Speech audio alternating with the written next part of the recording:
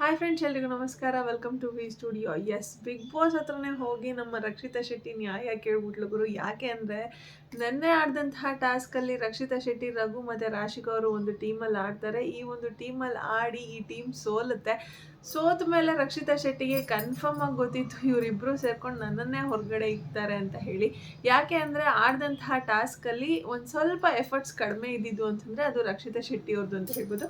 ರಕ್ಷಿತಾ ಶೆಟ್ಟಿ ಅವ್ರ ಎಫರ್ಟ್ಸ್ ಕಡಿಮೆ ಇತ್ತು ಅಂದಿದ ತಕ್ಷಣ ರಕ್ಷಿತಾ ಶೆಟ್ಟಿ ಅವರಿಂದನೇ ಆ ಆಟ ಗೇಮ್ ಸೋಲ್ತು ಅಂತ ಕೂಡ ಹೇಳೋದಕ್ಕಾಗೋದಿಲ್ಲ.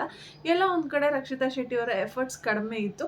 ರಘು ಅವರು ಕೂಡ ಆ ವೆಯ್ಟನ್ನು ಹೊತ್ಕೊಂಡಿದ್ರು. ರಾಶಿಕಾ ಅವರು ಕೂಡ ತುಂಬ ಹೊತ್ತು ಆ ವೆಯ್ಟನ್ನು ಒಬ್ಬರೇ ಹ್ಯಾಂಡಲ್ ಮಾಡಿದ್ರು ಅಂತ ಹೇಳ್ಬೋದು. ಆ್ಯಂಡ್ ರಘು ಅವರು ಕೂಡ ಬ್ಯಾಲೆನ್ಸ್ ಮಾಡೋದ್ರಲ್ಲಿ ತುಂಬ ಚೆನ್ನಾಗಿ ಬ್ಯಾಲೆನ್ಸ್ ಮಾಡಿದ್ರು. ಇಬ್ಬರು ಕಡೆಯವರು ಕೂಡ ತುಂಬ ಚೆನ್ನಾಗಿ ಆಟನ ಆಡಿದ್ರು. ಎಲ್ಲೋ ಒಂದು ಕಡೆ ಕಾವ್ಯ ಟೀಮು ಸ್ವಲ್ಪ ಬೇಗ ಟಾಸ್ಕನ್ನು ಮುಗಿಸಿದ್ರು ಅಷ್ಟೇ. ಆ್ಯಂಡ್ ಆ ಒಂದು ಕಾರಣಕ್ಕೆ ರಕ್ಷಿತಾ ಇದ್ದಂತಹ ಟೀಮ್ ಸೋಲ್ಬೇಕಾಗಿ ಬಂತು. ಬಟ್ ರಕ್ಷಿತಾಯಿಂದನೇ ಸೋಲ್ತು ಅಂತಂದರೆ ನಾನಂತೂ ಖಂಡಿತವಾಗ್ಲೂ ಅದನ್ನು ಒಪ್ಕೊಳ್ಳೋದಿಲ್ಲ. ಆ್ಯಂಡ್ ಆ ಒಂದು ಟಾಸ್ಕ್ ಸೋತ್ರೆ ಅಕಸ್ಮಾತ್ ಬಿಗ್ ಬಾಸ್ ಅವ್ರು ಮುಂಚೆನೇ ಹೇಳಿರ್ತಾರೆ ಯಾರು ಈ ಒಂದು ಟಾಸ್ಕನ್ನು ಸೋಲ್ತಾರೆ, ಯಾವ ಟೀಮ್ ಅವರು ಸೋಲ್ತಾರೆ ಆ ಟೀಮಿಂದ ಒಬ್ಬರು ಟಾಪ್ 6 ಫಿನಲಿಸ್ಟ್ ಆಗುವಂತಹ ಚಾನ್ಸನ್ನು ಕಳ್ಕೋಬೇಕಾಗುತ್ತೆ.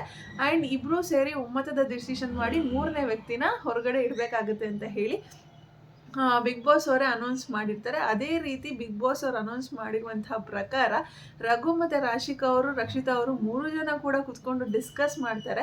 ಆ್ಯಂಡ್ ಈ ಟಾಸ್ಕ್ ಸೋಲ್ತು ಅಂತ ಹೇಳಿ ಧನುಷ್ ಅವರು ಅನೌನ್ಸ್ ಮಾಡ್ತಾರೆ. ರಘು ಅವ್ರ ಟೀಮ್ ಸೋತಿದೆ, ಹಾಗೆ ಕಾವ್ಯ ಅವರ ಟೀಮ್ ವಿನ್ ಆಗಿದೆ ಅಂತ ಹೇಳಿ ಧನುಷ್ ಅವರು ಅನೌನ್ಸ್ ಮಾಡಿದ ತಕ್ಷಣ ರಕ್ಷಿತಾ ಶೆಟ್ಟಿ ಆಯ್ತಲ್ವಾ ನಿಮ್ಮದು, ಸರಿ ಇರಿ ನಾನೊಂದು ಪಾಯಿಂಟ್ ಹೇಳಬೇಕು ಅಂತ ಹೇಳಿ ಹೋಗಿ ಬಿಗ್ ಬಾಸ್ಗೆ ಆವಾಜ್ ಹಾಕೋ ರೀತಿ ಮಾತಾಡೋದ್ಲು ಅಂತ ಹೇಳ್ಬೋದು.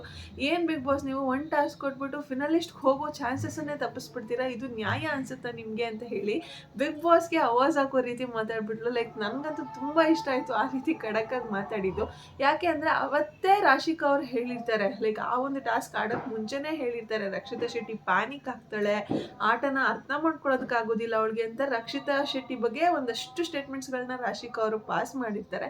ಬಟ್ ರಕ್ಷಿತಾ ಶೆಟ್ಟಿ ಆ ರೀತಿ ಪ್ಯಾನಿಕ್ ಆಗೋ ರೀತಿ ಇದ್ದಿದ್ರೆ ಬಿಗ್ ಬಾಸ್ಗೆ ಹೋಗಿ ಆ ರೀತಿ ಅವಾಜ್ ಹಾಕುವಂಥ ಕ್ಯಾಂಡಿಡೇಟೇ ಅಲ್ಲ ಅವಳು. ಯಾರಿಗೂ ಸಹ ಅವಳು ಹೆದರೋದಿಲ್ಲ, ಪ್ಯಾನಿಕ್ ಆಗೋದಿಲ್ಲ. ಏನೋ ಒಂದು ರೆಸ್ಪೆಕ್ಟ್ ಅನ್ನೋದಿರುತ್ತೆ ಒಬ್ಬ ವ್ಯಕ್ತಿ ಮೇಲೆ. ವೀಕೆಂಡಲ್ಲಿ ಅವಳು ಇರ್ತಾಳಲ್ಲ, ಸುದೀಪ್ ಸರ್ ಬಂದಾಗ ಅವಳು ಬಾಯಲ್ಲಿ ಒಂದಷ್ಟು ಪದಗಳು ಬರೋದಿಲ್ಲ, ಕನ್ನಡ ಸರಿಯಾಗಿ ಬರಲ್ಲ ಅನ್ನುವಂಥ ಕಾರಣಕ್ಕಾಗಿಯೇ ಅವಳು ಸೈಲೆಂಟ್ ಆಗ್ತಾಳೆ ಹೊರತು ಏನಾದರೂ ಎಲ್ರಿಗೂ ಬಂದಂಥ ಕನ್ನಡ ಅವಳಿಗೂ ಸಹ ಬಂದಿದ್ದರೆ ಅವಳನ್ನ ಇದ್ದಿದ್ದು ಹಿಡಿಯೋಕ್ಕಾಗ್ತಿಲ್ಲ ಅಂತ ಹೇಳ್ಬೋದು. ಅಷ್ಟು ಚೆನ್ನಾಗಿ ಆಟನ ಆಡ್ತಿದ್ಲು. ಈ ಸೀಸನಲ್ಲಿ ಹೇಗೆ ಗಿಲ್ಲಿ ಒಂದು ಹೈಪನ್ನು ಕ್ರಿಯೇಟ್ ಮಾಡಿದ್ದಾನೆ, ಗಿಲ್ಲಿ ಈಸ್ ದ ವಿನ್ನರ್ ಅಂತ ಹೇಳಿ ಬಿಗ್ ಬಾಸ್ ಶುರುವಾಗಿ ಒಂದು ತಿಂಗಳಿಗೆ ಸೋಷಿಯಲ್ ಮೀಡಿಯಾದಲ್ಲಿ ಒಂದು ಸ್ಟೇಟ್ಮೆಂಟ್ ಹರಿದಾಡೋದಕ್ಕೆ ಶುರು ಆಗೋಯ್ತು. ಗಿಲ್ಲಿ ವಿನ್ನರ್, ಗಿಲ್ಲಿ ವಿನ್ನರ್, ಗಿಲ್ಲಿನೇ ಗೆಲ್ಲೋದು ಅಂತ ಹೇಳಿ ಹರಿದಾಡೋದಕ್ಕೆ ಶುರು ಆಗೋಯ್ತು. ಸೊ ಆ ರೀತಿ ಗಿಲ್ಲಿಗೆ ಟಕ್ಕರ್ ಕೊಡುವಂತಹ ಎಲ್ಲ ಚಾನ್ಸಸ್ಸು ಕೂಡ ಇತ್ತು. ಅಕಸ್ಮಾತ್ ಏನಾದರೂ ರಕ್ಷಿತಾ ಶೆಟ್ಟಿ ಕಂಪ್ಲೀಟಾಗಿ ಕನ್ನಡ ನಮ್ಗಳ ಥರ ಕನ್ನಡ ಮಾತಾಡೋವಂಥ ವ್ಯಕ್ತಿ ಆಗಿಬಿಟ್ಟಿದ್ದಿದ್ರೆ. ಸೊ ಬಿಗ್ ಬಾಸ್ ಹೋಗಿ ಅವಾಜ್ ಹಾಕಿದ್ನ ಯಾರೆಲ್ಲ ನೋಡಿದ್ರಿ ಆ್ಯಂಡ್ ಯಾರಿಗೆಲ್ಲ ಇಷ್ಟ ಆಯಿತು ಕಮೆಂಟ್ ಸೆಕ್ಷನಲ್ಲಿ ತಿಳಿಸಿ. ಆ್ಯಂಡ್ ಅವಳು ರಾಶಿಕಾ ಹತ್ರನೂ ಕೂಡ ತುಂಬ ಸತಿ ಹೇಳ್ತಾನೆ ಇರ್ತಾಳೆ, ಅಯ್ಯೋ ನನಗೆ ಗೊತ್ತು ನೀವಿಬ್ಬರು ಸೇರ್ಕೊಂಡು ನನ್ನನ್ನೇ ಹೊರಗಡೆ ಇಡ್ತೀರಾ, ನನಗೆ ಗೊತ್ತು ರಘು ಅವರು ನನ್ನೇ ಸೆಲೆಕ್ಟ್ ಮಾಡ್ತಾರೆ, ನೀವು ನನ್ನನ್ನೇ ಸೆಲೆಕ್ಟ್ ಮಾಡ್ತೀರಾ, ನಾನೇ ಒಂದು ಟಾಸ್ಕಿಂದ ಹೊರಗಡೆ ಕುತ್ಕೋಬೇಕಾಗುತ್ತೆ. ಬಿಗ್ ಬಾಸ್ ಒಂದೇ ಒಂದು ಟಾಸ್ಕಿಂದ ಹೇಗೆ ನೀವು ಇದನ್ನು ಡಿಸೈಡ್ ಮಾಡ್ತೀರಾ, ನೀವು ಈ ರೀತಿ ಮಾಡಬಾರ್ದಾಗಿತ್ತು ಅಂತೆಲ್ಲ ಹೇಳಿ ರಾಶಿಕಾ ಅವ್ರ ಹತ್ರ ಒಳ್ಳೆ ಮಗು ರೀತಿ ಆಡ್ತಿರ್ತಾಳೆ. ಅಷ್ಟೆಲ್ಲ ಜಗಳ ಆಗಿರುತ್ತೆ ರಾಶಿಕಾ ಹತ್ರ, ಆದರೂ ಕೂಡ ರಾಶಿಕಾ ಅವ್ರ ಹತ್ರ ಹೋಗಿ ಮಗು ರೀತಿ ಅವಳ ಒಂದು ಫೀಲಿಂಗ್ಸ್ ಎಲ್ಲವನ್ನು ಸಹ ಎಕ್ಸ್ಪ್ರೆಸ್ ಮಾಡ್ಕೊತಿರ್ತಾಳೆ. ನೋಡೋದಕ್ಕೆ ಸ್ವಲ್ಪ ಕ್ಯೂಟಾಗಿ ಕೂಡ ಅನ್ನಿಸ್ತಿತ್ತು ಅದೆಲ್ಲನೂ ಸಹ. ಆ್ಯಂಡ್ ಇನ್ನು ಅವಳಿಗೆ ರಘು ಅವ್ರು ನನಗೆ ಸಪೋರ್ಟ್ ಮಾಡ್ತಾರೆ, ನಾನು ರಘು ಅವ್ರಿಗೆ ಸಪೋರ್ಟ್ ಮಾಡ್ಬಿಡೋಣ, ನಾವಿಬ್ಬರು ಸೇರ್ಕೊಂಡು ರಾಶಿಕನ ಆಚೆ ಹಾಕೋಣ ಅನ್ನುವಂಥ ಒಂದು ಕೆಟ್ಟ ಬುದ್ಧಿ ಬರಲಿಲ್ಲ. ಅದಕ್ಕೆ ಹ್ಯಾಟ್ಸ್ ಆಫ್ ಅಂತ ಹೇಳೋಕ್ಕೆ ಇಷ್ಟಪಡ್ತೀನಿ ರಕ್ಷಿತಾ ಶೆಟ್ಟಿಗೆ. ಯಾಕೆ ಅಂತಂದರೆ ಇವಾಗ ಕಾವ್ಯ ಅವರಾಗಿರ್ಬೋದು ಅಥವಾ ರಾಶಿಕಾ ಅವರಾಗಿರ್ಬೋದು, ಅಶ್ವಿನಿ ಗೌಡ ಅವರ ಟೀಮ್ಗೆ ಹೋಗೋದಕ್ಕೆ ಎಷ್ಟು ಯೋಚನೆ ಮಾಡಿದ್ರು ಅನ್ನೋದನ್ನು ನಾವು ನೋಡಿದ್ದೀವಿ. ಕಾವ್ಯಗೆ ಬೇರೆ ಆಪ್ಷನ್ ಇಲ್ಲ ಅಂತ ಹೇಳಿ ರಕ್ಷಿತಾ ಅಲ್ಲ, ಅಶ್ವಿನಿ ಮತ್ತು ಧ್ರುವಂತ ಅವರ ಟೀಮ್ಗೆ ಹೋಗಿ ಸೇರ್ಕೋತಾರೆ. ರಾಶಿಕಾ ಅಂತೂ ನಾನು ಖಡಾಖಂಡಿತವಾಗಿ ಹೋಗೋದೇ ಇಲ್ಲ ಅಂತ ಹೇಳಿ ಕುತ್ಕೊಂಡು ಹಠ ಮಾಡ್ಕೊಂಡು ಕೂತ್ಕೊಂಡಿದ್ರು. ಅವರಿಬ್ಬರನ್ನ ನಾನು ಮಾತಾಡ್ಸೋದೇ ಇಲ್ಲ, ನಾನು ಅವ್ರ ಮುಖ ನೋಡ್ಕೊಂಡು ಹೇಗೆ ಆಟ ಆಡಲಿ, ನಾನು ಹೋಗೋದೇ ಇಲ್ಲ ಅಂತ ಹೇಳಿ ಫುಲ್ ಫಿಕ್ಸ್ ಆಗಿ ಕೂತ್ಕೊಂಡ್ಬಿಟ್ಟಿದ್ರು ರಾಶಿಕಾ. ಬಟ್ ಕಾವ್ಯ ನಾನು ಕೂಡ ಮಾತಾಡೋದಿಲ್ಲ, ಟಾಸ್ಕ್ ಅಂತ ಬಂದಾಗ ಆಡಲೇಬೇಕಲ್ವ ಅಂತ ಹೇಳಿ ಬೇರೆ ಆಪ್ಷನ್ ಇಲ್ಲ ಅಂತ ಹೇಳಿ ಹೋಗಿ ಅವ್ರ ಹತ್ರ ಆಡಿದ್ರು. ಆ್ಯಂಡ್ ಒಂದಷ್ಟು ರೀಸನ್ಸ್ಗಳನ್ನು ಸಹ ಕೊಟ್ಟರು. ನಾನು ನಿಮಗೆ ಟಫ್ ಕಾಂಪಿಟೇಟರ್ ಅಲ್ಲ ಅಂತ ಅನಿಸಿದ್ರೆ, ನಾನು ಸ್ಟ್ರಾಂಗ್ ಇಲ್ಲ ಅಂತ ಅನಿಸಿದ್ರೆ, ನನಗೂ ಕೂಡ ನಿಮ್ಮ ಟೀಮ್ಗೆ ಬರೋದಕ್ಕೆ ಇಷ್ಟ ಇಲ್ಲ, ಸೊ ನಾನು ಹೇಗೆ ಬಂದು ನಿಮ್ಮ ಟೀಮ್ಗೆ ಜಾಯ್ನ್ ಆಗಿ ಆಡಲಿ ಅನ್ನುವಂಥ ಒಂದಷ್ಟು ರೀಸನ್ಸ್ಗಳನ್ನ ರಾಶಿಕಾ ಅವ್ರ ಹತ್ರ ಹೇಳ್ತಿದ್ರು. ಬಟ್ ಅವರ ತಲೆಯಲ್ಲಿದ್ದಂತಹ ಪಾಯಿಂಟ್ಸ್ಗಳು ಏನು ಅಂತಂದರೆ, ಅವ್ರ ಟೀಮ್ಗೆ ಹೋಗಿ ಸೇರ್ಕೊಳ್ಳೋದಕ್ಕೆ ಅವ್ರಿಗೆ ಏನಕ್ಕೆ ಭಯ ಆಗ್ತಿತ್ತು ಅಂತಂದರೆ, ಲೈಕ್ ಅಕಸ್ಮಾತ್ ಏನಾದರೂ ಆ ಟೀಮ್ ಸೋಲ್ತು ಅಂತಂದರೆ ನನ್ನ ಎಫರ್ಟ್ಸ್ ಇದ್ದರೂ ಕೂಡ ಅವರಿಬ್ಬರೂ ಜೊತೆಯಲ್ಲಿ ಸೇರ್ಕೊಂಡು ನನ್ನನ್ನು ಹೊರಗಡೆ ಹಾಕುವಂಥ ಎಲ್ಲ ಚಾನ್ಸಸ್ ಇದೆ ಅಂತ ಹೇಳಿನೇ ಕಾವ್ಯ ಅವರ ತಲೆನಲ್ಲಿ ಕೂತ್ಕೊಂಡಿದ್ದು. ಲೈಕ್ ಅವರಿಬ್ಬರು ತುಂಬ ಒಬ್ಬರನ್ನೊಬ್ಬರು ಸಪೋರ್ಟ್ ಮಾಡೋದ್ರಿಂದ, ಅಶ್ವಿನಿ ಗೌಡ ಅವ್ರು ಧ್ರುವಂತ್ ಅವ್ರು ಅಶ್ವಿನಿ ಗೌಡ ಅವ್ರಿಗೆ ಸಪೋರ್ಟ್ ಮಾಡೋದ್ರಿಂದ ಅವ್ರು ಮುಂಚೆನೇ ಹೋಗಿ ಕ್ಲಾರಿಟಿ ತಗೋತಾರೆ. ಅಕಸ್ಮಾತ್ ನಾವೇನಾದರೂ ಟಾಸ್ಕ್ ಸೋತ್ವಿ ಅಂತಂದರೆ ನಮ್ಮನ್ನು ನೀವು ಹೇಗೆ ಲೈಕ್ ಹೊರಗಡೆ ಇಡಬೇಕಲ್ವ, ಈ ಒಂದು ಫಿನಲಿಸ್ಟ್ಗೆ ಹೋಗುವಂಥ ಚಾನ್ಸಸ್ಸಿಂದ ಹೊರಗಡೆ ಇಡಬೇಕಲ್ವ, ಯಾವ ಒಂದು ಬೇಸಿಸ್ ಮೇಲೆ ಹೊರಗಡೆ ಇಡ್ತೀರಾ ಅಂತ ಹೇಳಿ ಮೊದಲೇ ಕ್ಲಾರಿಟಿ ತೊಗೊಂಬಿಟ್ರು ಕಾವ್ಯ ಅವರು. ಬಟ್ ನಮ್ಮ ರಕ್ಷಿತಾ ಶೆಟ್ಟಿಗೆ ಅಂತಹ ಥಾಟೇ ಬರಲಿಲ್ಲ. ಲೈಕ್ ನಾವಿಬ್ಬರು ಸೇರಿಕೊಂಡು ಆಚೆ ಇಟ್ಬಿಡೋಣ.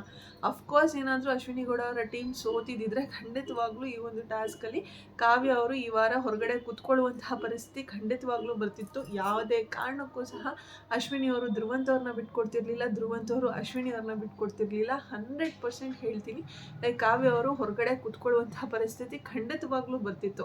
ಬಟ್ ಅದೇ ನಮ್ಮ ರಕ್ಷಿತಾ ಶೆಟ್ಟಿಗೆ ಆ ಒಂದು ಥಾಟ್ 0.5% ಕೂಡ ಬರಲಿಲ್ಲ.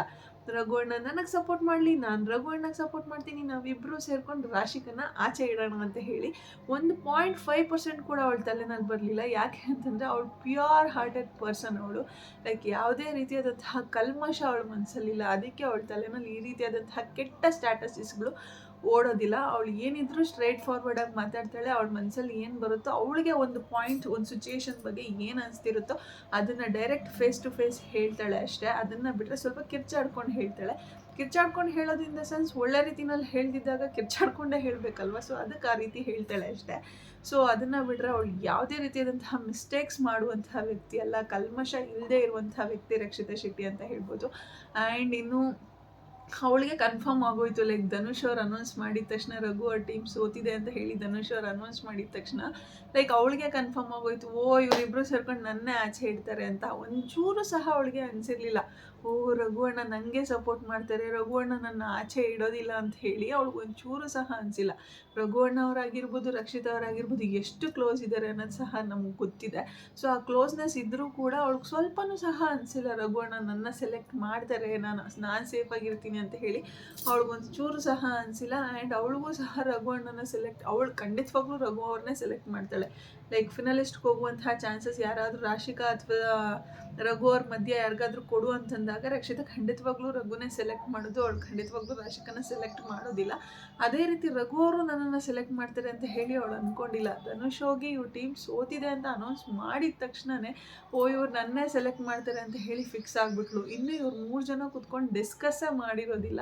ಬಟ್ ಆದರೂ ಕೂಡ ಲೈಕ್ ಅವಳಿಗೆ ಗೊತ್ತಿದೆ ಅವಳು ಟಾಸ್ಕ್ ಯಾವ ರೀತಿ ಆಡಿದ್ದಾಳೆ, ಯಾರ್ದು ಎಫರ್ಟ್ಸ್ ಜಾಸ್ತಿ ಇದೆ ಅನ್ನೋದು ಗೊತ್ತಿದೆ. ಆಡಿದಂತಹ ಟಾಸ್ಕಲ್ಲಿ ಯಾರ ಎಫರ್ಟ್ಸ್ ಜಾಸ್ತಿ ಇತ್ತು ಅನ್ನೋದು ಅವಳಿಗೂ ಸಹ ಗೊತ್ತಿದೆ. ಸೊ ಆ ಒಂದು ಬೇಸಿಸ್ ಮೇಲೆ ಇವ್ರು ನನ್ನೇ ಈ ಒಂದು ವಾರದ ಟಾಸ್ಕ್ಗಳಿಂದ ಆಚೆ ಇಡ್ತಾರೆ ಅನ್ನೋದು ಅವಳಿಗೆ ಕನ್ಫರ್ಮ್ ಆಗಿರುತ್ತೆ. ಸೊ ಆ ಕಾರಣಕ್ಕೆ ಅವಳು ಆ ರೀತಿ ಹೇಳ್ತಾಳೆ.